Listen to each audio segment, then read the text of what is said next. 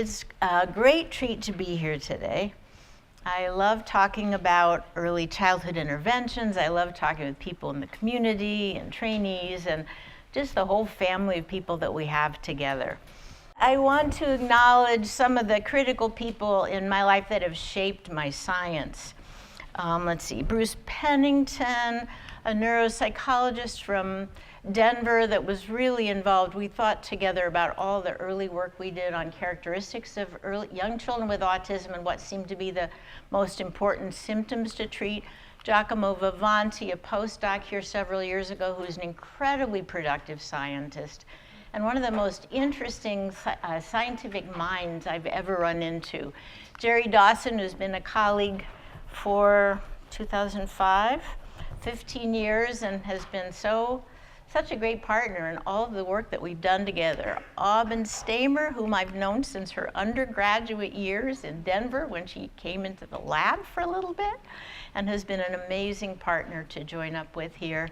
Lori Vizmara, who was a postdoc many years ago and who had a really unique ability to think about parent-implemented intervention. I feel like all the parent-implemented intervention we've done here was because Lori came through this way and had so many great ideas and was such a fine scientist.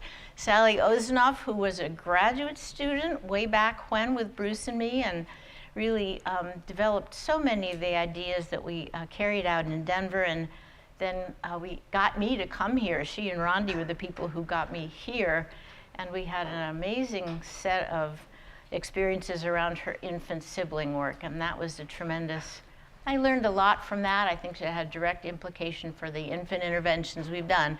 And this is our whole lab from a couple of years ago, and there are more people than that, but it's an amazing group of folks to work with. All right, there are a couple of things I just want to say in warning. I'm going to do my best to use both the terms children or people with autism and also autistic children or autistic people, because I know that's preferred by many people in the autism community. So I'm trying to shift my language somewhat. Second, I want to talk about what my goal is in intervention. And, you know, we used to have a sign at the mission statement of the Mind Institute used to talk about curing autism, and that's gone. We don't talk about curing autism anymore. And to me, it's important to think about autism as a set of characteristics which, when they're intensive enough and multiple enough, they impair people's functioning in everyday life and cause them great difficulty. That's what my interventions and my goals are, to improve people's functioning and their comfort and ability to lead satisfying lives in the community, in everyday situations with everybody else. Some of the characteristics of autism are strengths. I'm not trying to change people's natures. I'm trying to help kids learn to function as well as they can and as happily as they can in everyday life. So that's where I'm coming from around intervention. And you know what? It is a hard time to be in intervention right now. Right, parents? Right, professionals, people who are doing therapy? It's a very challenging time. We are flooded with information. We are flooded with conflicting advice. We're flooded with new material on the web and in papers. And there are way too many choices out there in terms of what to do. I think it's excruciating for families with a newly diagnosed child. They are getting it from every direction, and a lot of it is not helpful, and some of it is really very painful, what parents are going through with early diagnosis. And it is hard for them to know where to turn, and the fear about making the wrong choice, like the sense that there's only one time and only one real way to do it, and if I don't find it, you know, I've doomed my child. I've talked to many parents who really are waking up every day with that feeling. And I don't know, parents, if you know, the professionals also have that, certainly not in the way that you do, but we really worry about, are we doing the best we can? Do we know the most that we can? What if we're missing something important that's out there that would be helping this child that I'm working with and I haven't found the paper? Because we know that you're depending on us for help, and it's a big obligation. It's a child's life and a family, and it's a big obligation. So for all of us, I think we are looking for help, guidance, clarity. And I'm hoping today that I can add a little bit of that for you. I've scanned the literature recently, like in the last 3 weeks, to try to find up-to-date tools, ideas, strategies, as well as science. I'm hoping that I can address both the scientific audience in the room and the community audience in the room, talking about findings from science and then translating those into everyday practice and everyday problem solving. But I wanted to start with this kind of a thought. What defines success in early intervention, EI, early intervention? And you know, I think, well, we just want the kids to do better, right? That seems simple, but you know, it is really not simple, because there are lots of different pieces that we might be wanting to address. And from one child to another, the focus for parents might be really different. For some parents and professionals, it's about symptom reduction. The stereotypies are so intense, they're blocking everything, or if only we could get communication going. For some, it's focused on developmental improvements, and I'm probably in that school. I feel like development, you know, fostering early development is kind of a general ability that's going to have tremendous repercussions over time, and the data support that. But developmental gains are not ASD symptoms, are they? Third, they're problem behaviors, and for some families, the problem behaviors are so intense and make life so difficult that that's the main focus. And for other people, better coping with daily expectations. Their child's there, they may not be problematic, but they're not doing very much either. And it's hard to see, how am I going to get this child engaged in everyday life and motivated to take care of himself or herself? And these are all different kinds of problems and topics, and they each require different tools. But often, I don't think we realize that we're handed such specific tools. We kind of have tool A or tool B, speech or OT or ABA, and like, well, how does this fit this problem? We need to make sure that we got our aims and our goals defined, and that we're really picking carefully about what tools are going to tackle this problem. And I'm hoping that part of what I do today with you as we go through the literature, is to help you find some, maybe there's a tool. Think about, for those of you who are parents or professionals working with children, if there's a problem in your head that you're thinking about, think about that as we talk about different findings, and see if you can pick a tool out of this that might be helpful for you. All right, well, one particular finding in the literature over the last 3 or 4 years that I think is very important and is really affecting early intervention is the development of the NDBIs, Naturalistic Developmental Behavioral Interventions, which are described in a beautiful paper by Laura Schreibman in 2015. And the NDBIs are a very different way of approaching early intervention than applied behavior analysis. In the NDBIs, people have combined or integrated developmental science with learning science to create this, this integrated one approach model built from the science of both. And while people may think developmental science and applied behavior analysis are like apples and oranges, it's not like that at all. They fit very well together. Developing children are learning children. The principles of learning science can be demonstrated with infants in the first 3 months of life. So these are not apples and oranges. They are integrated aspects of infant development, but we don't talk about them that way. And we need to. Little children with autism are developing children who are following they're following in general the principles of normal development. That's something that Lovaas didn't know. And that's something that the field has changed around over the last 20 years. Developmental models are appropriate models. Learning science is a part of that. Some of the people that you may know who develop these interventions are people like Brooke Ingersoll and Amy Weatherby. Aubin Stamer right here, and Connie Kazari, Ann Kaiser, Paul Yoder at Vanderbilt, Gail McGee in Florida, Laura Schreiman at UCLA, the Kegels at Santa Barbara.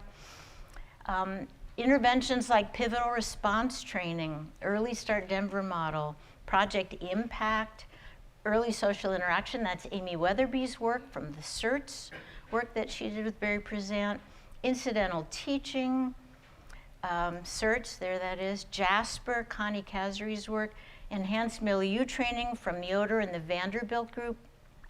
These are all versions of an NDBI. And where some of them didn't start in the developmental literature, like PRT came straight from applied behavior analysis. But as it's evolved, it has incorporated developmental principles because of the strength of the science and really the ease with which it works. So we're going to talk about 4 characteristics that make NDBIs different than discrete trial teaching or highly structured, adult structured and led teaching. First of all are the learning targets. The learning targets in NDBIs are developmental tasks. They're helping young children stay on developmental trajectories and to move as quickly as they can, because mostly they have big gaps, and the closer they can get to their age mates, earlier on the gaps are smaller. And we know that developmental progress predicts adult outcomes later in life. So they're integrated, they cover multiple domains. Autism affects virtually every domain of a child's functioning. Second are learning contexts. The learning contexts for the NDBIs are natural settings, everyday materials, places children normally go with the people they're typically with. They are not, we have a rule in ESDM, you can't make any special material. It's got to be something that would be in anybody's living room or kitchen or backyard, because we want kids to learn from the materials that are all around them. The interaction patterns as well are bidirectional, children and adults interacting with each other as equal partners or balanced partners. The third of the characteristics are the learning strategies. Motivation comes from children's own interests and preferences. Preferred materials, learning opportunities that are dispersed inside children's own play, embedded in what the kids want to do. The reward for doing what the adult was hoping you'd do is just to be able to do what you want to do. And so it's a seamless interjection of learning goals inside what children want to do with the materials they prefer to play with. That way we're tapping internal motivation instead of external motivation. And finally, learning science. The NDBIs are data-based approaches. They are evidence-based teaching practices. They use data to guide day-to-day and week-to-week interventions. And the data collection system is often somewhat different than what you're used to in DTT. It may be done by the activity or in a span of time rather than trial by trial, because there aren't really trials.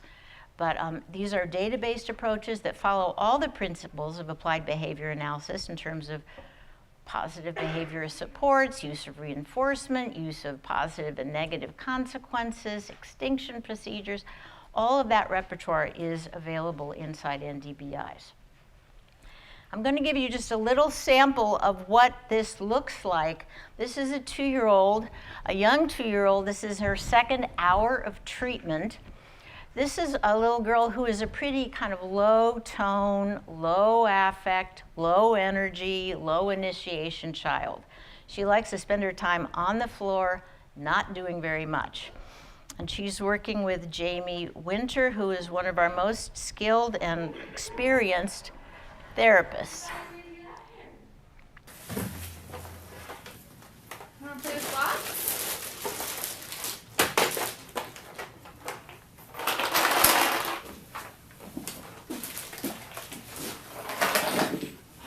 Lots. In the building tall. 1, 2, 3, 4.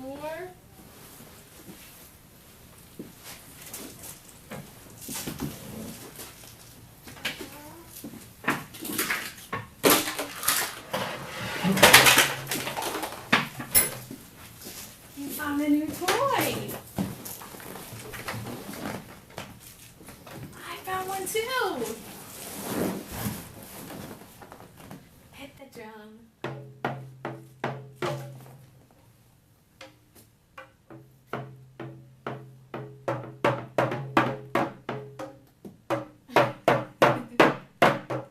Stop. Go. Go, go, go. Stop. Go.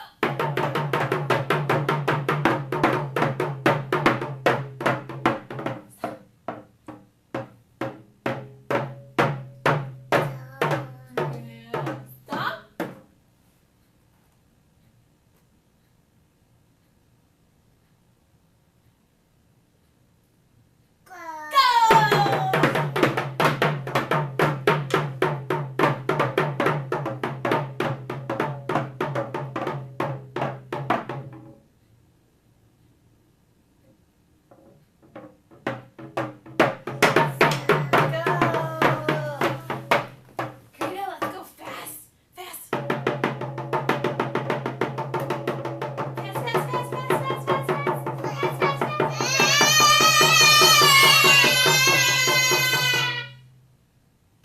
Slow.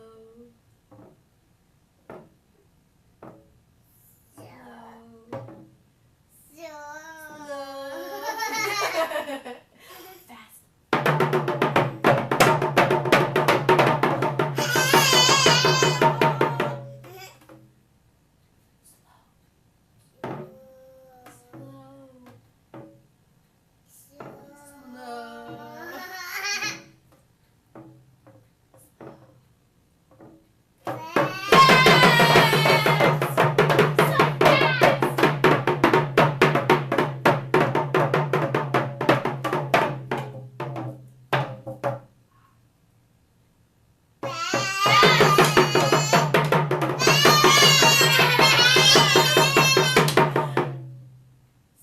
Slow. You do it. Slow. We don't have time to go through all this video. You can see the immediate imitation, which is just astounding to me, knowing this child, and how quickly the little girl starts to look for that imitation and initiate to get it. It's profoundly reinforcing to her, and she's really working for Jamie's imitation. That's the reinforcer.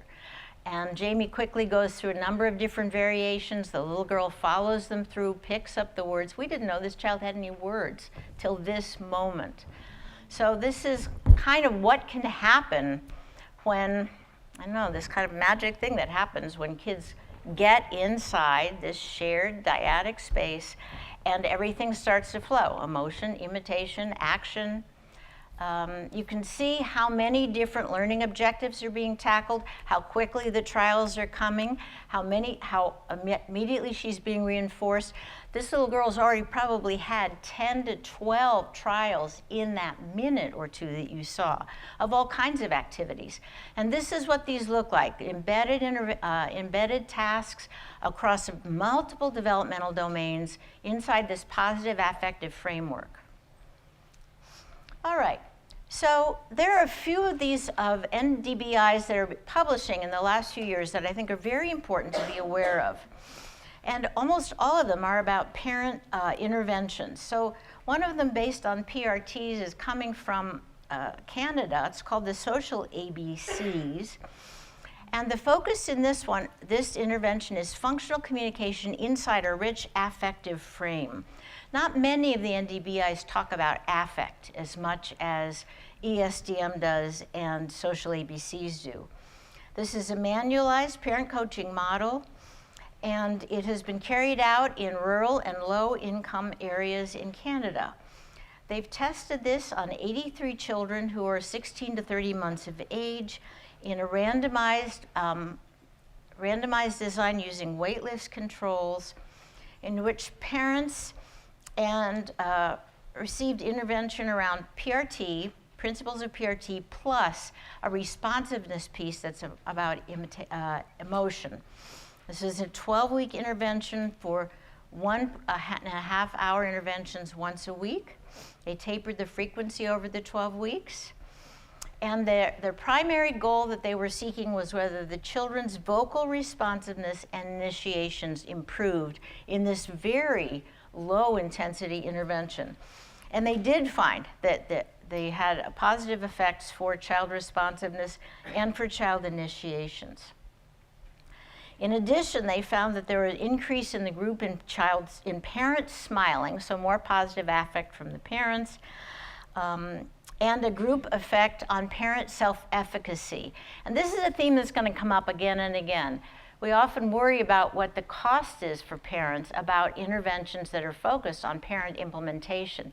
Study after study after study shows that it helps parent anxiety, it helps parent confidence to have a parent-implemented intervention that they're being coached on. It's helpful to parents to have people helping them figure out what to do at home day by day. And whatever the cost is for having to think that way about your child and think about how you're doing these things, I think the feeling of somebody's helping me, I know what to do, takes precedence. Another set of studies I want to mention is Amy Weatherby's work. I'm so impressed with Amy Weatherby. She's such a wonderful scientist, and she's so brilliant with her use of telehealth. She's been working for years and years and years in the CERTS model, and she's lately moved into early childhood and developed an intervention called the Early Social Interaction Intervention, ESI. In the ESI project, she has she studied 82 children who were very young, 16 to 20-month-olds. This is a manualized treatment. It uses the CERTS model, which is out in the public domain. Many of you know about it. And she treated both groups of children, the experimental group and the comparison group. The experimental group of children got 3 home visits a week for a couple of hours in which they were taught to use the ESI strategies in everyday activities at home, reading books, helping with laundry, in the kitchen, on the playground, in the bathtub. The parents were asked to use these strategies for 25 hours a week, which sounds like a lot, but it's basically less than 4 hours a day. And I don't know about you, but when my kids were toddlers, I would feel great if I only it's not the right way to say it, but 4 hours a day of interaction is not atypical for parents of toddlers, right? Right, okay. The group intervention received a weekly parent group.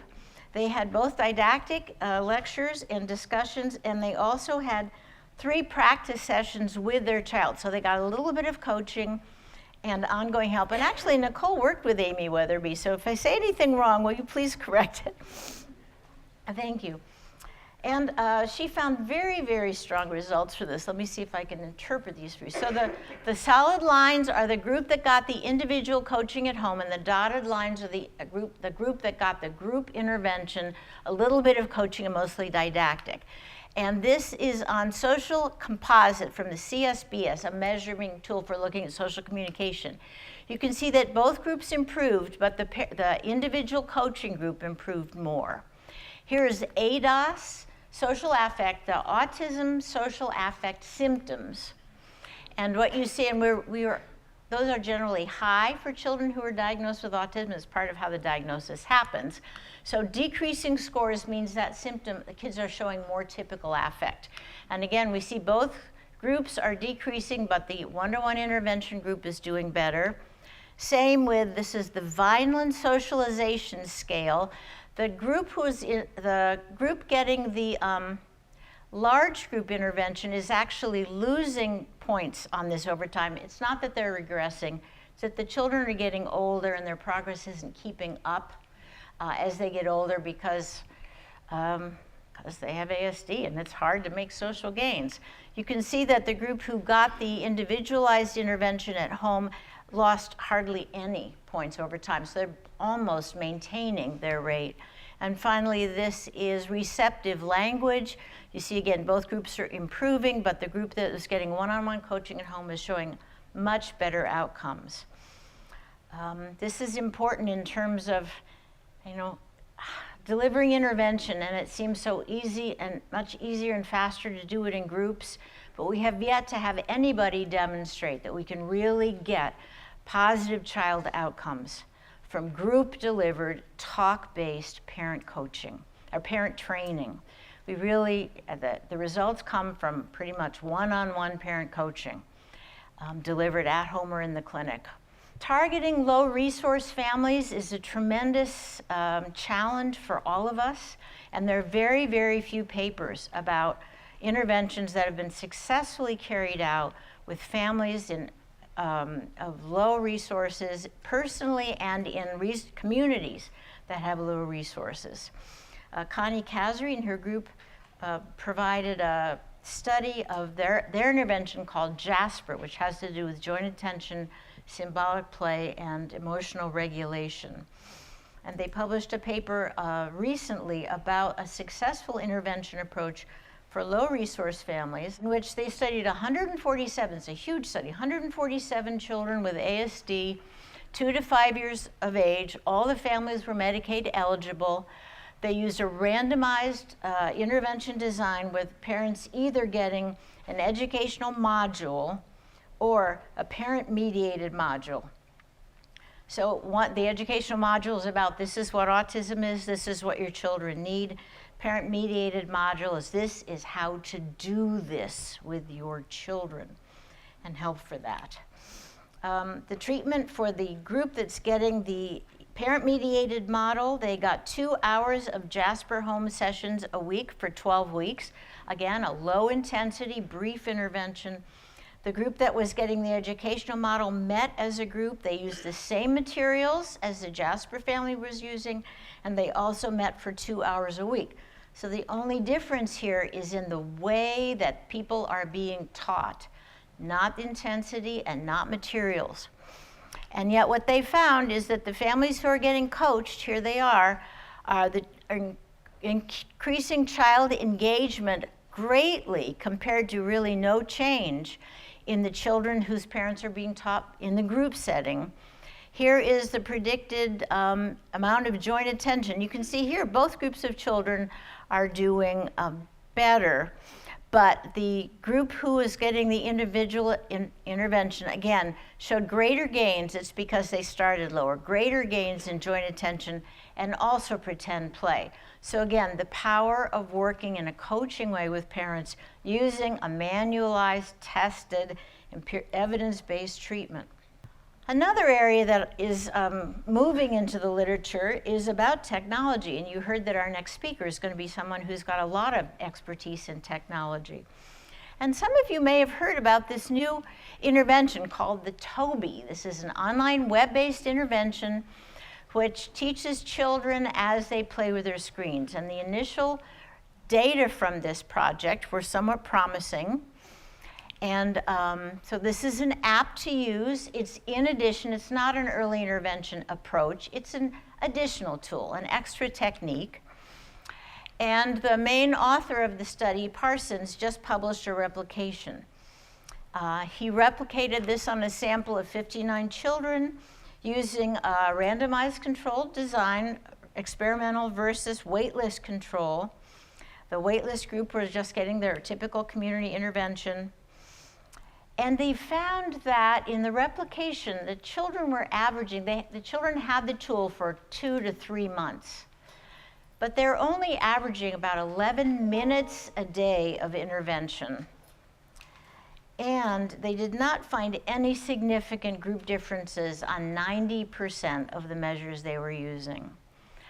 So, this doesn't surprise me. I know we all want a tool that we can put in kids' hands that will really help them increase their language skills, increase their cognitive skills, learn social skills by watching videos. And while we know that video learning works in some studies, I really think the kind of information we're talking about, language, communication, social skills, these are interactive skills. And what we learn on a video or what we learn with flashcards, we might master it on the video or on flashcards, but it doesn't mean it's going to have any transfer to everyday life. And the critical element for children with ASD is, can they use it in everyday life? Generalization, follow through, that's the test of whether an intervention works or not. And so I think at this point, we're still looking for one of these, aren't we? On the other hand, people are using telehealth in other ways that do foster social interaction. And Brooke Ingersoll has taken her intervention called Impact, Project Impact, onto an online study which asks the question whether parents can learn the skills that we know will help their children through internet only, or do they need coaching? This is, so now we're talking about not the children learning the skills they need from the tools, but parents learning them. And adults can learn behavior from videos, from video modeling. We have a much richer repertoire of understanding of other people, and so we can construct these situations that we see. So in this study, they studied 28 children. They had mild to moderate levels of intellectual delay, and their ages were 19 to 73 months. This was, again, in one set of families had a self-directed parent group, and the others had therapy-assisted group in which they had 2 telehealth coaching sessions a week. The primary goal was fidelity. For people who aren't in the field, fidelity means are the adults using the therapy techniques in the way the intervention is meant to be delivered. I'm going to use the term a lot, so that's fidelity of implementation or fidelity of delivery. That's the measure of outcome, and they found that both groups improved fidelity, but those who were getting coached, even through telehealth, improved more. And finally, both child groups gained social communication skills, but only the therapy-assisted group made social gains. So actually, this is promising. Here's a more possible use of, more probably fruitful use of telehealth, which is to get information to parents who have trouble accessing the resources that, there are so few resources, right? There's so few resources, there's so many families. How do we get access? Telehealth is a much more likely tool. The fourth study I want to tell you about is infant interventions. I don't know how many of you are aware of families who are now turning to interventionists before their children are diagnosed or even before their children have their first birthday. How many of you have run into families or are a family who is worried about their child before age 1? Yeah, I have about an email a day from a family somewhere in the world about their baby. And we have had a series of studies. There are probably 5 or 6 studies in the literature right now about interventions for infants younger than 1 who have symptoms of autism. Of course, we can't diagnose it at that age. But we haven't had any RCTs until a very recent publication by Andrew Whitehouse, who's an Australian. And he conducted the first randomized controlled trial of infants. It was also a multi-site trial. 104 babies who were randomized into treatment or no treatment. They were 9 to 15 months at the point of treatment. They used the same method that Jonathan Green's group has been using in their treatment of infant siblings or children with autism. It's called VIP. It's a video analysis tool in which the parent and child play, the therapist records them, then they go through the video together so the parent can start to look at the parent's use of certain strategies and the child's response.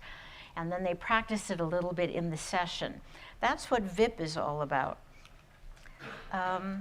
This is carried out for a reasonable period of time and a reasonable number of sessions. Usually they're tapering sessions over 3 to 6 months. I'm sorry I didn't write that down for you.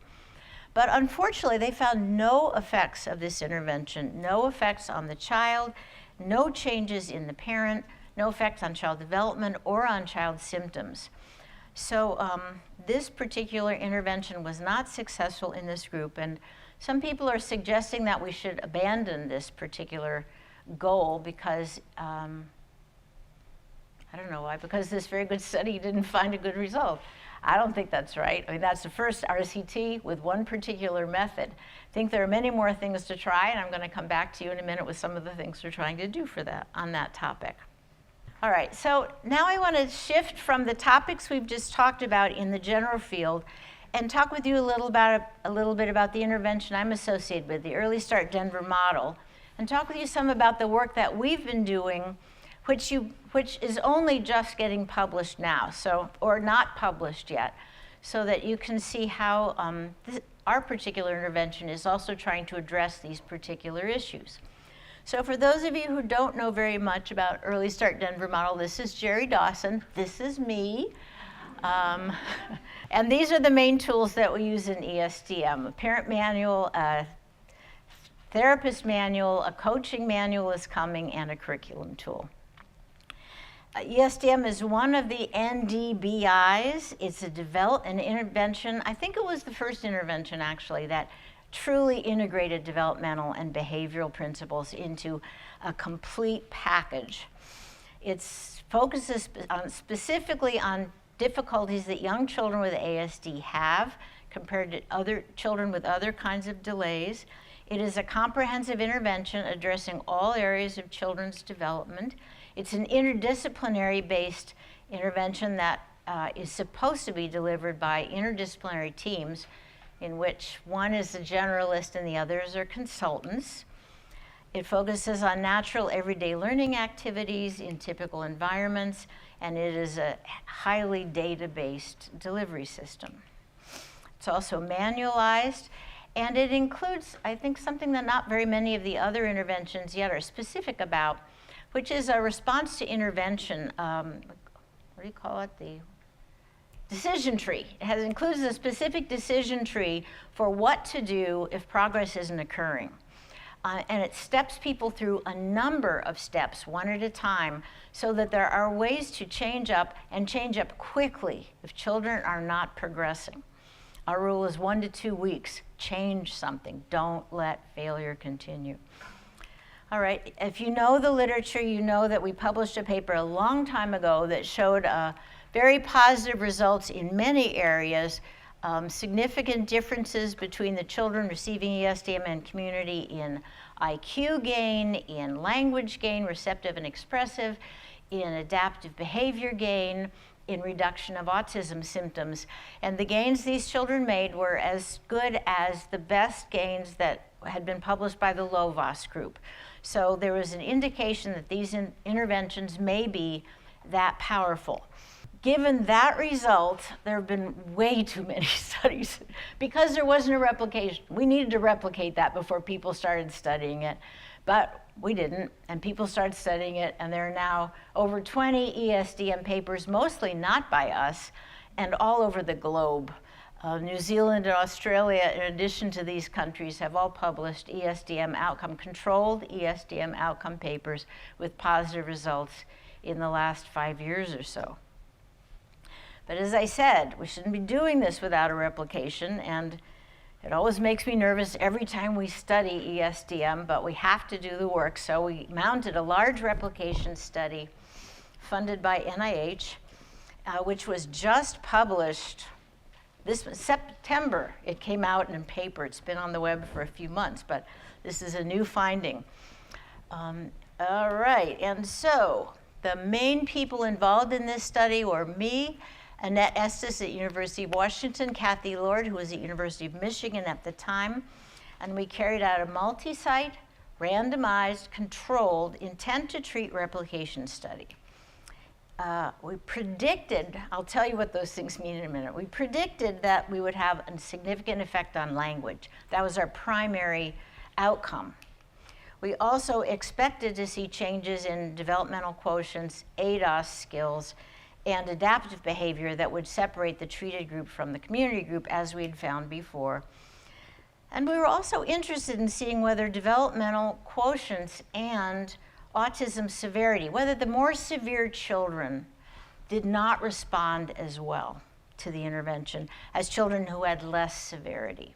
All right, so we included children who were 12 to 24 months of age, who had a very solid ASD diagnosis, developmental quotients of 35 or higher. We rarely ever exclude a child for a DQ lower than that. There are very few 2-year-olds and 1-year-olds with ASD who have DQs lower than 35. So this is not a way of kind of eliminating half of the children who could qualify. And the parents had to agree to have people in their homes every day and come to clinic. We excluded children with severe health problems, with sensory or motor impairments, with parents who had such mental health difficulties that they couldn't participate, or English was not spoken daily in the home, or children are already getting more than one hour a week of one-on-one treatment. And this is the design of the study. We screened 232 children for this study, and 169 of them we evaluated. We eliminated about 55 of those for various reasons, and we randomized 118 children into the study, 55 into ESDM and 63 into the community groups. This is across the 3 sites. I'm talking about it all together. And what intent to treat means is that once you enroll a child into a cell, that child's data is used in every single measurement point, whether they ever started the study or not. If they leave midway through, it doesn't matter, you count them. If they drop out before day 1, it doesn't matter, you count them. This is a very conservative way to carry out an intervention study. And we did have significant dropouts. We had a number of dropouts here after the first parent training phase, fewer dropouts after the first, this is a parent training phase. Children got initial 6 weeks, 12 weeks of parent-implemented intervention, and then they started to get 25 hours on paper a week of intervention, which averaged about 15 hours a week because of parent schedules and staffing schedules. And we saw them for 2 years delivered at that level. We had more dropout in the community group than we did in the ESDM group. As you can see, we started with 63 and ended with 36 in the community. But it didn't matter because we used all these children's data all the way through. Our main finding was a significant group effect on language development, which was what we hypothesized. We found that the ESDM group made about 5 more months of progress in language over that 2-year period than did the comparison group. And for children who are developmentally starting at about an 8-month level of language, that's a lot of language growth. We did not find, so there's the ESDM group, that's the community group, and that's the significance level. We did not find effects for the other areas that we had projected. And we did find a site effect. We didn't find this difference in all 3 of the sites. 2 of the sites showed a significant ESDM advantage for language, and for 1 site, there was no difference. And we cannot figure out why. It was our most experienced site. We have looked at the data in every way we can. I think it's just one of the things that happens when you get into multi-site studies is that each site is its own unique situation. So that while we didn't find the same results in terms of group differences that we did in the 2010 paper, when we actually looked at the amount of change that the children made, we found that the children in the 2019 paper made even more change than the children in the 2010 paper. Here are IQ scores. The 2010 children, well, that's about the same. 2010, they made 17.5 IQ points of gain. 2019, 16 IQ points of gain. The difference is in the community groups. In the community group in 2010, the children made a little less than 7 IQ points of gain. In 2019, they made 15 points of gain. So it wasn't that the children in ESDM were not advancing rapidly, they were. The difference is that the community children were advancing much more rapidly than the group had before in 2010, and the community group was getting as many treatment hours as was the ESDM group. We count every hour of treatment. So this could mean that the areas, the regions, are picking up on the science that we're doing and incorporating better early intervention practices into community sites. And I sure hope that's what it means. That's what we're all doing this work for. The second paper I want to tell you about is the PATH, it's called the PATH project paper. And this is about parent-implemented use of Early Start Denver model practices. You may all know that I published an RCT a few years ago that showed no effect of parent-implemented intervention in the front, and that was the data from the previous study. But it seemed to me like there's no reason that parents shouldn't be able to deliver this intervention as well as the therapist did. And I figured there was probably something wrong in the method we were using. So we came back at the problem and we thought, well, maybe the parents just aren't getting enough time to learn the intervention, because it's a 12-week study. Parents start to learn it at week 1. You know, they mastered about week 8, then we're done at week 12, and the children are only getting the full dosage in the last 4 weeks. So we thought, all right, let's double the amount of intervention and see if that makes a difference.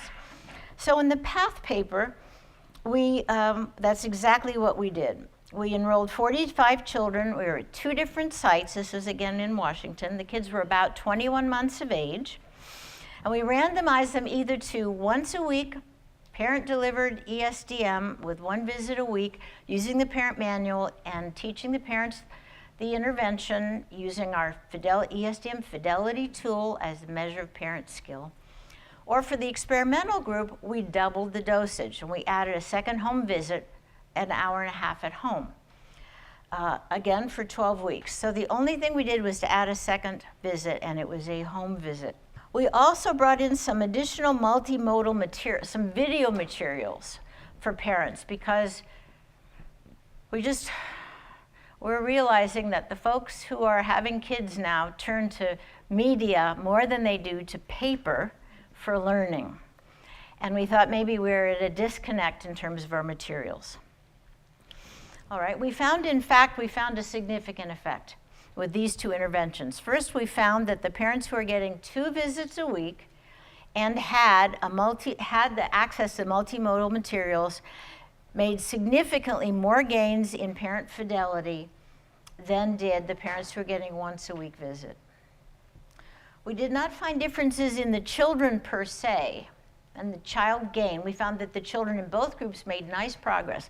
But we did find this very important relationship between parent fidelity and child progress. And this is kind of what you want to see. If it's really the principles you're teaching the parents that are making change, then you better see a relationship between parent use of the tools and child change, right? And so here's the correlation that demonstrates a highly significant relationship between the parents' level of their fidelity skills, how skillfully they're using the techniques we taught them, and the amount of gains that children made on the curriculum tool that we were using. So that kind of reinforced for me, and it was actually the first time we'd ever done that. It said to me, yes, these techniques, in fact, do lead to child progress. All right, a third study I want to tell you about, and this is a study that Aubin and I have been partnered with all the way through. Aubin is a key partner, and Megan Talbot, who was a postdoctoral fellow with us and is now a research scientist at the medical center here. The 3 of us have been working on this study for a long time, and this is how do we use the principles of ESDM in low resource communities in which there is very little intervention, very little funding for intervention, and families who are struggling. And the idea that I had for this study came from an incredible time I spent in South Africa a few years ago in Cape Town, where I went to a township with my colleagues. This is a mom with a little boy with ASD. We're standing outside the latrine, which serves her entire neighborhood, that single latrine. And we're talking with her about her child and how to use ESDM practices, how to help her learn some ways to help her child communicate. And coming away from that, and while I was in her home, this is her home right here, she pulled out her cell phone. And I thought, oh my God, if all my stuff was just on the phone, I could put this all in her hands. And so from that moment, we were into how do we do this? And so Aubin and I received funding from the Department of Education a few years ago to start a community ESDM project focused on low resource American environments. We Here's our country. The darker the blue, the poorer the income levels of the people living there. And here are our 4 targets. Philadelphia, a low-income neighborhood or area of Philly. This is Alabama, rural Alabama. This is rural Colorado in the agricultural area. And this is rural California. And we wanted to see whether we could adapt our intervention in a way that actually worked in communities where there's very little money and very little time going into early childhood, and for families who have very little access to any expertise in autism.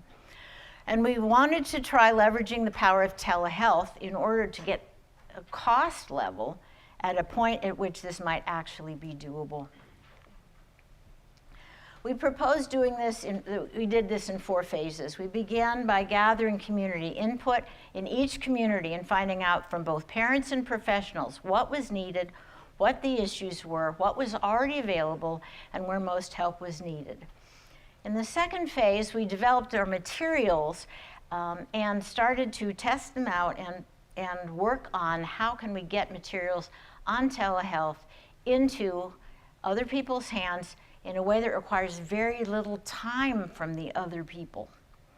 The third phase involved piloting these with a local group here in Napa Valley to see whether the agricultural area of Napa Valley, to see how the materials worked, both with the families and with the staff members. And in the last phase, we conducted a small randomized controlled trial in those 4 states that I showed you, where we randomized groups into either waitlist groups or agency training groups in which we delivered the materials to those staff members. We developed 2 sets of materials. For parents, we developed the whole thing is called Help is in Your Hands, and it all comes through on a phone. And this will be available to everybody for free, hopefully within the next 3 months as we finish the contract with the group that's doing this. So we always intended to have this be a free service across the globe, and it will be. For parents, we developed a set of video lessons that you'll see them in a minute. Very little print, controlled reading levels, lots of parent-child videos, all shot in families' homes with their child with autism and them doing the interventions.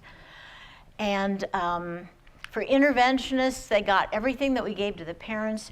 They also got a set of kind of week-by-week interventions to do, principles about coaching, how to turn IFSP, those weird goals that are written in IFSPs, into actual week-by-week practical things to do, how to collect some simple data that could show your child is moving. And we provided them with supervision. We provided webinars, we provided group supervision around their coaching cases, and they videotaped their work at home in their regular birth to 3 visits, once a week, once a month. The people in Alabama get a visit every 6 weeks. That's what families in Alabama get. Wherever they gathered, that's what we got, and we used the video analysis to see what was happening.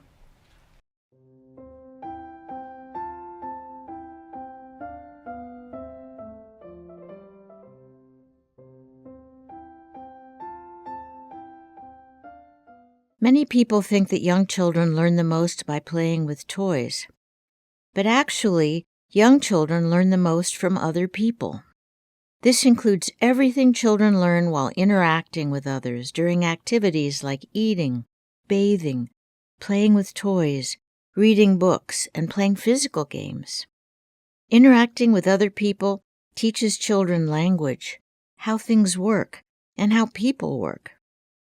When toddlers and preschoolers do not pay much attention to other people during everyday activities, they miss out on their most important learning source.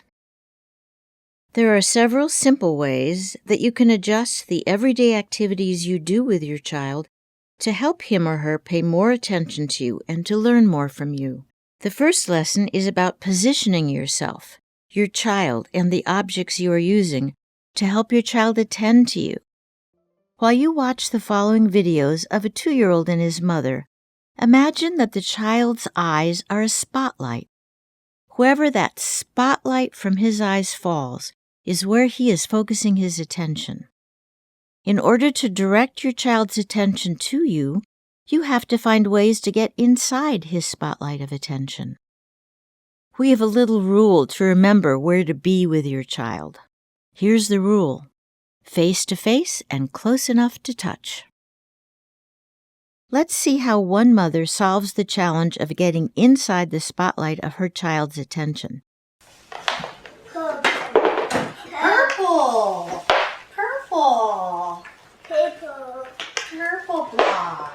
Paper. Let's see. Paper. Yellow. Good Yellow. job. Yellow. These. Green. These. I see. Green. Okay. This is just a little sample. There are 20 lessons in 4 different modules. Each one's about 5 minutes or so. Each video is followed by some discussion pointing out, did you see this? Did you see this? Did you see this? So that's how we built those. And fortunately, 2 of our postdocs last year, Venus Wong and Aynat Shoam, carried out a little study in which they recruited a group of families from across the globe to just look at these and send us videos of their use of these techniques with their child over time. And they analyzed a few of these. I'm going to share them from the first 4 families of children 18 to 36 months from, I think, 4 different countries. First, we looked at whether parents actually are learning the fidelity techniques that we're trying to teach them. And what we found is a significant, about a 1 standard deviation change in parent fidelity over the time that they watch these modules. We also looked at they counted child social communication during the parent sent-in videos, and we found, again, a large change, standard deviation change in the amount that children were vocalizing, communicating during social communication. So pointed, directed communication with the parents during the parent videos that they sent in. So this, they're continuing with this study, but it's nice evidence that, again, parents can learn from videos even when nobody's helping them, and what they do can change their children's functioning and teach their kids skills. A second postdoc looked at parent training, parent progress in the pilot phase, where we brought a parent in and delivered a set of sessions. We tried out the intervention for 3 visits a week for 4 weeks, so a month of intervention for each family. And here you see the change in parent 1, improvement of fidelity of about a half a standard deviation. Here's change in fidelity 2 from initial baseline, time 1 to time 2, about a gain of a standard deviation. And here's fidelity score for parent 3, a 2 standard deviation gain over time. So it looked as if our materials were working. So we went in like crazy people to do an RCT in these 4 states.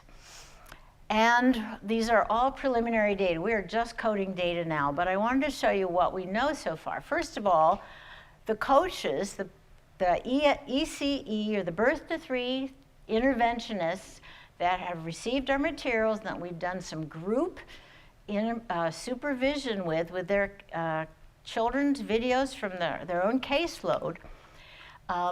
They're in red, the ones that we worked in, and the waitlist control group coaches are in blue.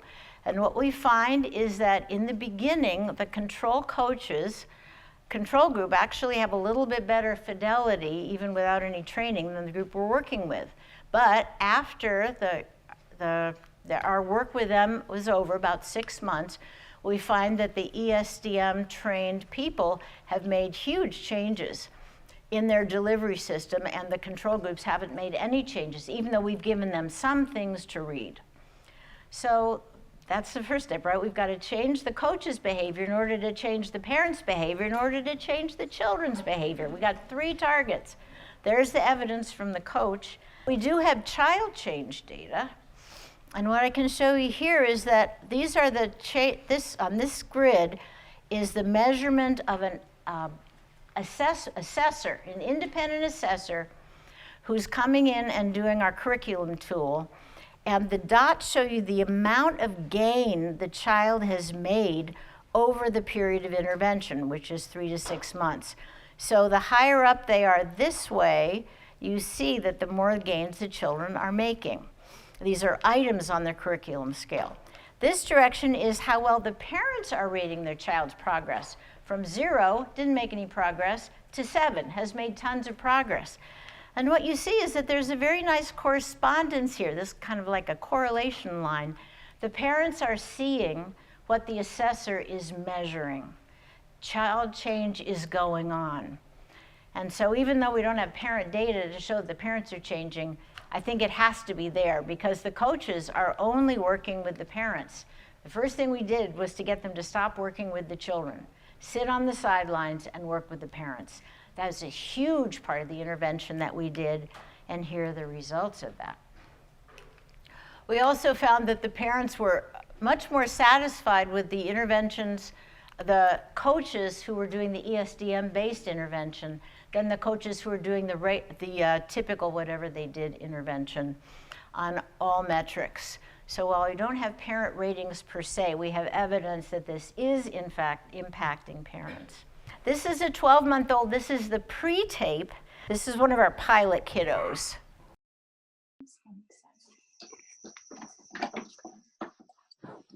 Can you put in? Look, twist it. Oh, whoa, this tool did that.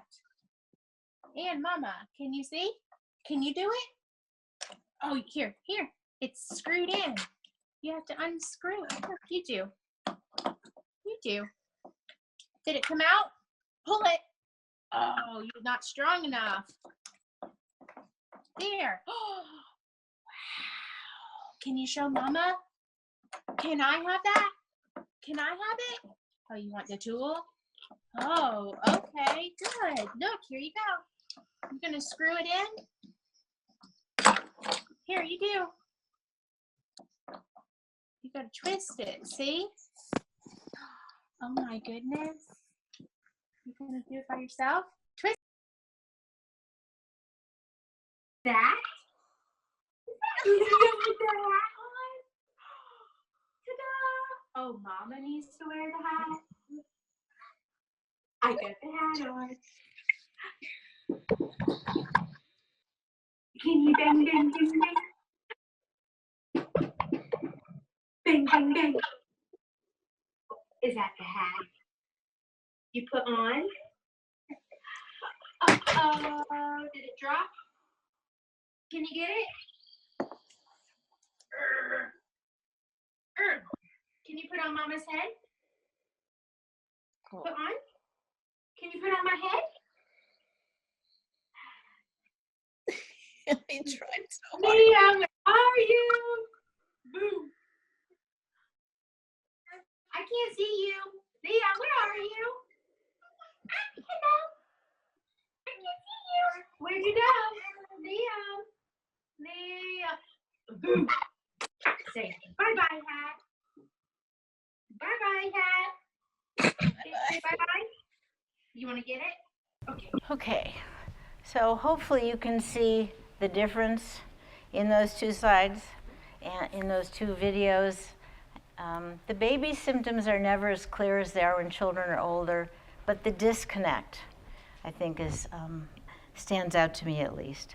Well, that takes us to the next finding. We've got another baby study, which I'm just going to mention briefly. This is Sarah Dufek's grant. She's a recent addition to our faculty member, and Megan Talbot again, working on a study in which we're trying to do an infant intervention completely through telehealth, because we're not giving up on intervention studies. And Sarah did this very interesting design. It's trying to pick out what are the main components of change. It's called a component analysis study.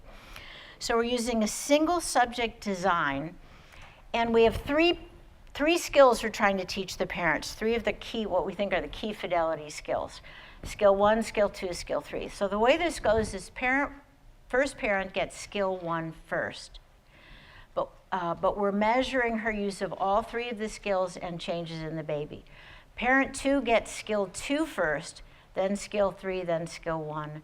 Parent 3 gets skill 3 first, then skill 1, then skill 2. So we can start to tease out the effects on parent behavior of each of these separate from the others and effects on the baby. It could be that any one of these interventions influences everything, in which case we don't have to do the others. So we're trying to get the fewest things we have to teach. What are the essences? What are the essential skills? And here's the data. I think this shows this well. This is one little child. And for this mom, when we, okay, there are three techniques: step into the spotlight, talking to the baby, how to talk to the baby, and imitating baby and mom. So you see here, the baseline begins right here, the first sessions for all of these skills. This mom is at baseline here. She gets to step into the spotlight intervention here, and that's what's taught. And you see the skills go up. Okay. Then, shoot, now I practiced this. These are hard to talk about. Here's the intervention for talking to baby. Okay, she's at baseline here, at this same baseline point. Then while this is going on, this is still at baseline. And there's still her baseline skills, although she's starting to show some change. Then we start working on talking to baby in specific ways, and here come the skills. And then she maintains those after we leave that topic. This mom also maintains step into the spotlight after we leave that topic. Then the third skill for this mom is imitation. Here's the baseline for all three. It's still on baseline here for step into the spotlight.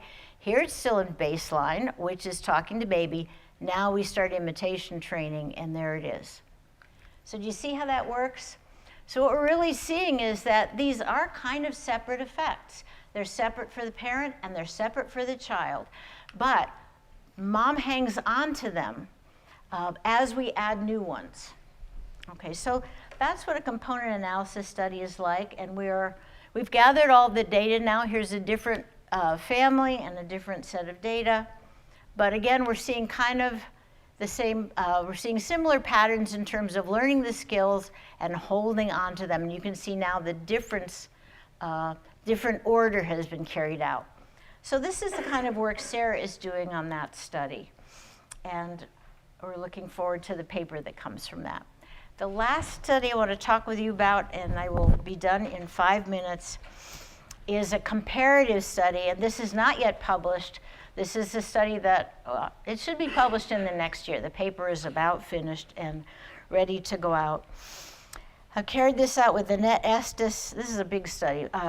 At University of Washington, Paul Yoder and Zach Warren at Vanderbilt University, Jeff Munson at Washington. This is John McCacken, who is at Seal Beach. His clinic is at Seal Beach. He is and Gerhard Helleman, who's the statistician at UCLA.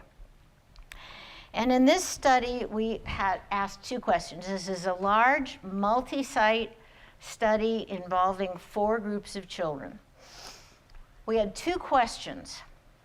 Does it matter what intervention style you use? And the 2 that we contrasted was discrete trial teaching and ESDM, one of the NDBI. So this is a discrete trial versus NDBI comparison. Does it matter about the style? I'm going to call that intervention style. We did not expect to see that there would be differences in the child outcome based on those 2 deliveries. What we expected to see was an influence of the child's level of disability on their response to the intervention. We thought that for children who had milder levels of developmental and autism symptoms, they would do better in language development in ESDM over time, in a naturalistic treatment. The second question that we asked had to do with treatment intensity. Does treatment intensity matter? So we are contrasted 15 to 25 hours a week of one-on-one intervention in the home for a year in these 2 models. We also did not expect to see a group difference overall, but we did again expect to see that the child's initial level of disability was going to influence the outcomes. And we specifically expected that children with more severe initial impairments would do better, have better outcomes when they got 25 hours a week versus 15 hours a week. We didn't expect that for children who had milder differences. We randomized 87 children into 4 groups. So there's a 4-group study, right? There's ESDM 25 hours and ESDM 15 hours, DTT 25 hours, and DTT 15 hours. So of these 4 different groups of kids, they're all getting these standard treatments, very high levels of treatments. They got 12 months of treatments. The parents got 1.5 hours of parent coaching every 2 weeks in the intervention that was assigned to that child. The intervention therapists, or ITs, were trained to very high levels of fidelity. I was in charge of the ESDM training across all 3 sites, and John McCacken, who is Lovas's graduate student and is one of the main DTT people in the world, he was responsible for the training and the fidelity of the interventionists doing the DTT treatment in all 3 sites. We did ongoing fidelity examination, visits, supervision, telehealth to keep these people at fidelity, and they were excellent. The fidelity level is over 85% across for every therapist with every child. So it's a very rigorously done study. All the measures were gathered by naive staff members, and we examined change in 4 areas: severity of autism symptoms, expressive communication, receptive language, and nonverbal development. And this is what we found. Dun, dun, dun, dun, dun.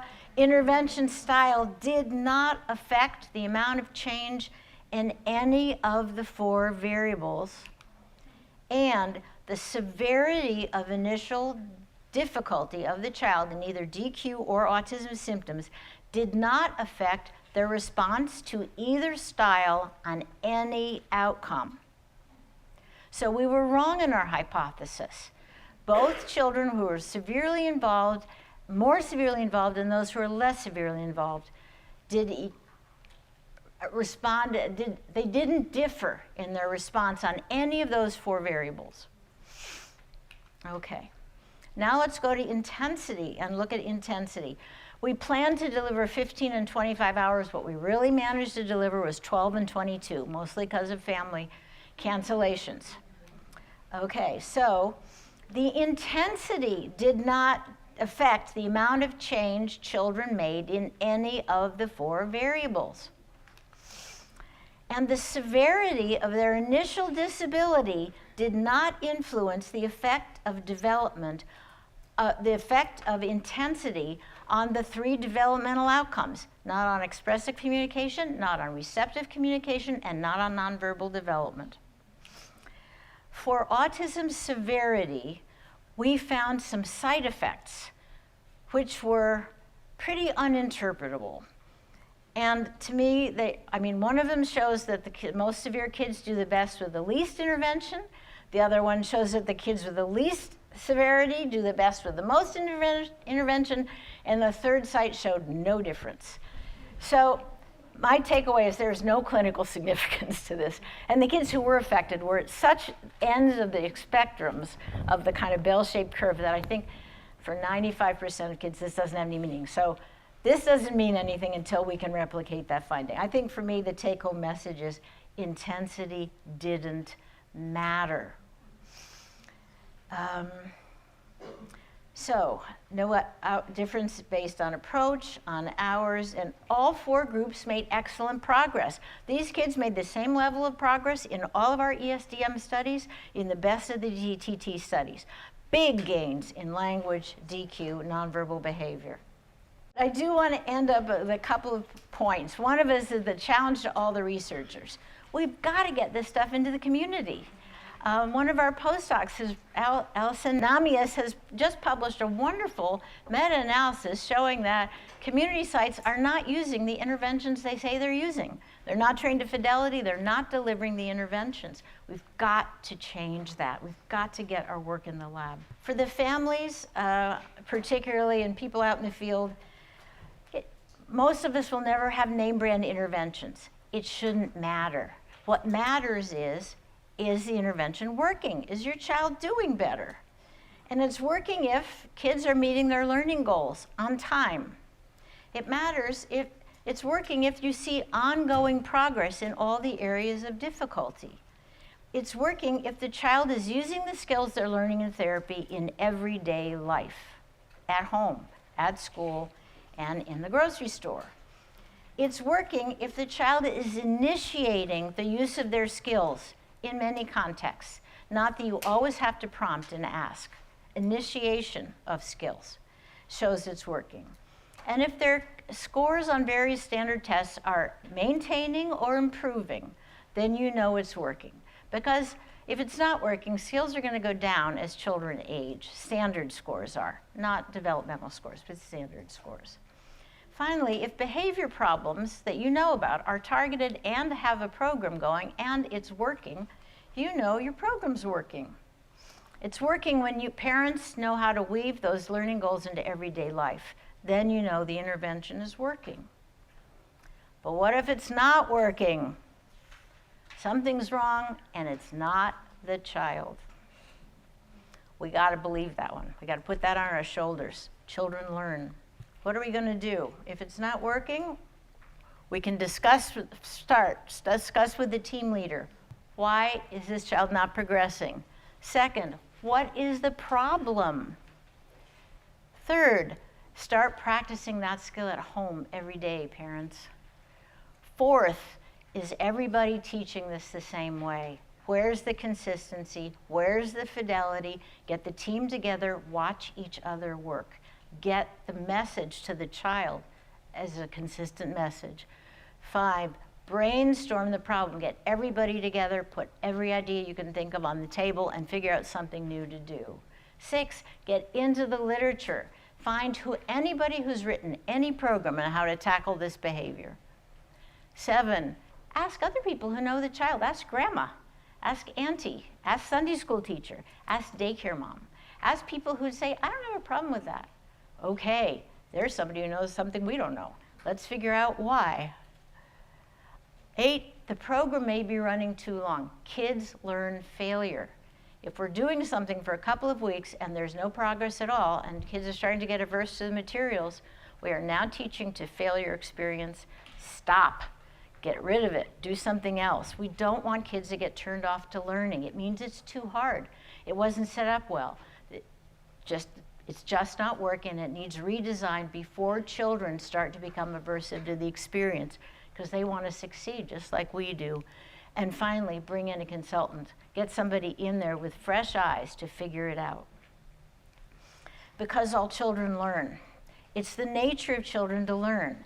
And we've got to learn from every single child how that child learns, and from every single staff member and adult that we know who will have some good ideas. Thanks for a great talk, as always, Sally. So I do have one question about your last study that showed no differences as a function of intensity and type of intervention. But certainly within each of the groups there was variation in parent and child outcome, right? Within each of the groups, that's right. Within each of those 4 cells, of course, there's variation of child outcome. There's always variation of child outcome. You all know that. Some children respond really fast. Some children respond, but not as quickly or not as fast. And some children show less response than others. So inside each cell, there is variation.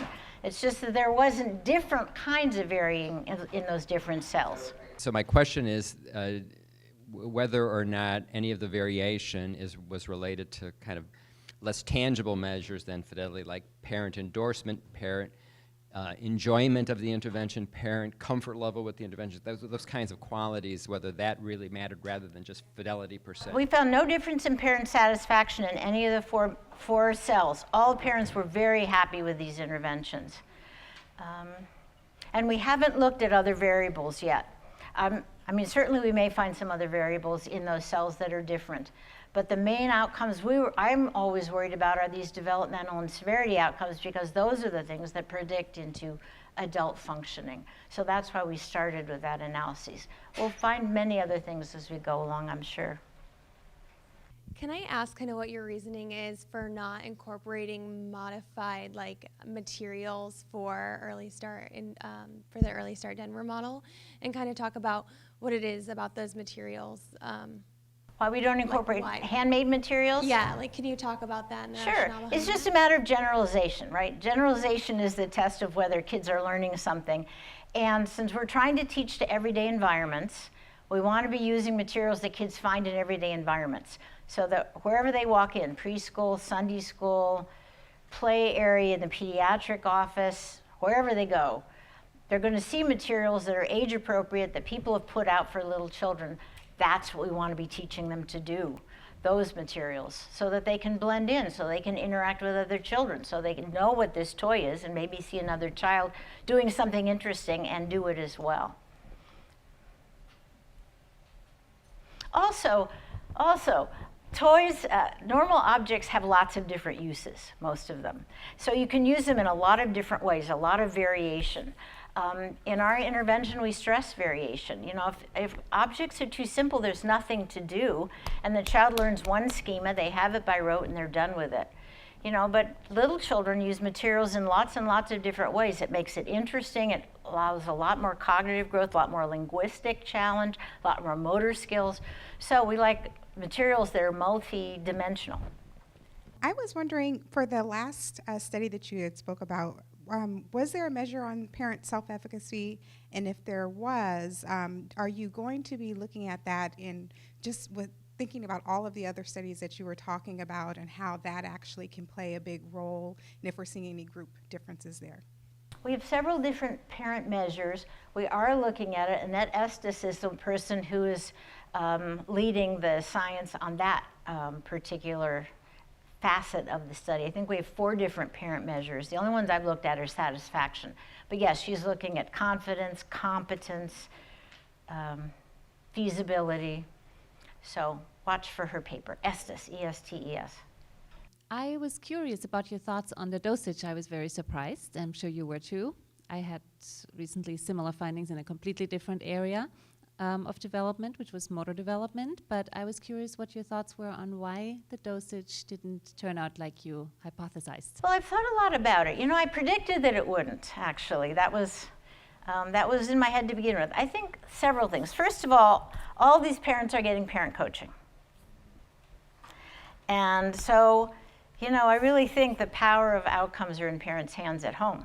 I think that's where kind of the, rubber hits the metal hits the something, rubber hits the something. I can't think, metal hits the rubber, right? And so I think parents are there, and the children are with in other settings where other things are happening. I'm just not sure. I just don't think that more is better. I think there's a roteness to intervention. I know from our therapists doing 4 hours, 5 hours, 6 hours a day in a home with a child, it's exhausting. You run out of ideas. Kids get tired. It gets repetitive, even in the most imaginative hand. There's only so many things you can think of to do with blocks. And even when you're rotating therapists and rotating materials, I just think there is a sameness to it after a while that may not work towards more learning in the same way that a change in environment. Those kids are somewhere else. You know, we shouldn't take so much credit for outcomes as therapists, I don't think, because we're there a small percentage of that child's waking hours.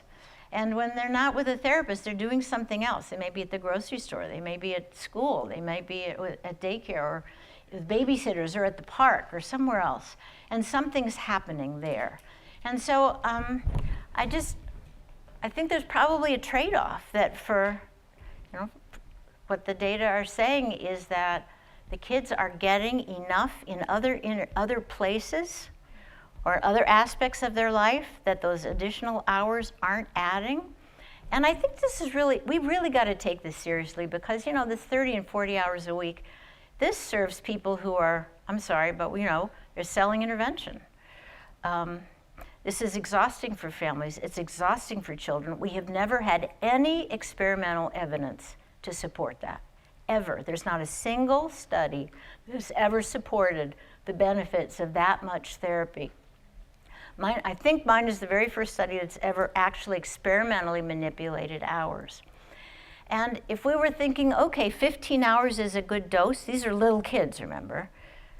Think about how many more children could get treated out of the same number of therapists we have if we were delivering really, really high quality, 15 hours a week plus parent coaching. We don't know that it would make any less effect on kids, and it would double or triple the amount of services we could provide.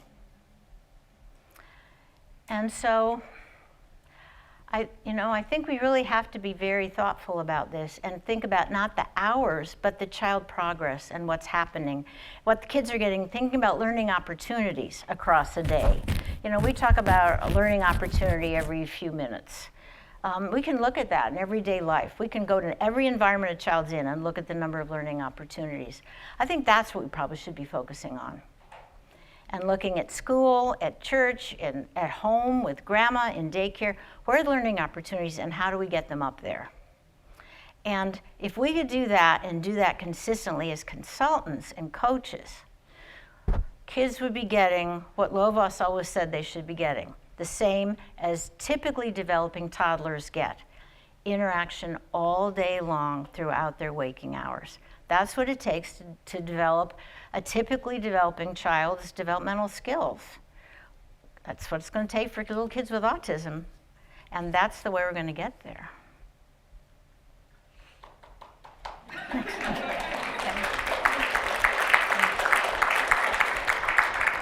Nothing against intensive intervention.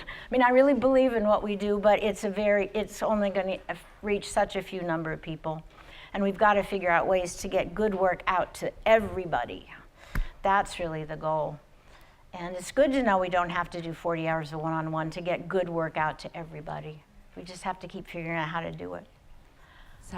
Yes? I just had one quick question. So I think you've kind of alluded to this now, especially in your last comments, but when I've made an initial diagnosis of autism and I have a family asking me about hours, because they do, what would be the best approach to do that? Well, it's hard for parents because they're flooded with this 35 hours a week. And they feel like if they don't do it, they're not doing right by their child. But the reality of it is, if you look at a little child's life, those are not great hours. And I think it takes a courageous parent to say, I can do this. I'd like to have somebody a couple hours a day. That would be a big help. But I can do the rest of it. I know I can. And then you can take that intervention everywhere you go with that child, and they can get out of the little room and away from the table and into the world. And that's where learning comes from.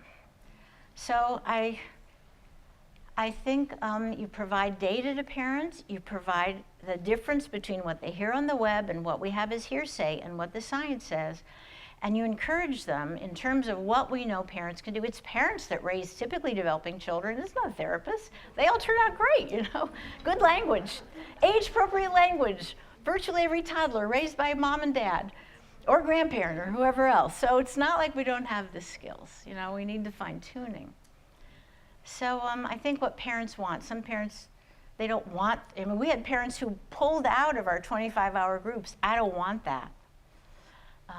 I think we try to help parents say what they want and understand and start with parent coaching. For me, that's critical. I always start with parent coaching. So parents see what they can do, see how their children respond. Once parents see that, it can make them feel, that go watch some therapy and some preschools and things, it'll make them more appreciative of what they can do and a little less in awe of what therapists have to offer. But I think starting with parent coaching and then starting to add on as parent and child and everybody else indicates. But that's a hard role for parents because they get these lists of recommendations, and what you're saying is you can ignore those recommendations that my colleagues gave you for a while. Let's just start one step at a time. I'm a mother of a 23-year-old autistic young man that I was in the era, if you will, where none of this was I knew nothing. I was there then too. Yeah. I was there Right? 20 years ago, absolutely. We were a military family. He was diagnosed in North Carolina, Florida, as I recall, because it was all such a blur. I was raising 2 other children that did not have autism, and I had to figure this out. All of that information that you all have, I say, that's awesome, but you, like you said, you've raised other children or other children get raised. It's all what you feel that individual child can handle and what you can handle and how they respond to it. It helps me to understand that I did a lot of the parenting because there was nothing for him, but that it helped him going forward with what is out there now. So if that helps from an older child's perspective, that the hope is for me to see that there's so many of you that have so much more than we did, that perhaps it'll help the generation going forward. What you touched on, the level of interest of these children is probably what made all the difference in the world. Because I have 2 children. I have an apple and an orange. One of them would literally, if I never stopped talking to her in a 24-hour period, would have been really happy. My other child, if I gave an hour a day, was like, I've had enough of you. So it's really, everything that you've written, I spent this summer on your book, and it was fantastic. Just that you're looking into that child's level of interest and no longer making those assumptions that people with autism don't have interests. So anyways, fantastic. Nice to meet you in person. The UC Davis Mind Institute was created in 1998 with a promise to find cures for neurodevelopmental disorders. Every day, our physicians and researchers come closer to fulfilling that promise. Their groundbreaking research on autism, Fragile X syndrome, chromosome 22q11.2 deletion syndrome, ADHD, and other brain disorders are helping children achieve their fullest potential. Please visit our website to find out more about current studies, upcoming events, and how you can help make a difference.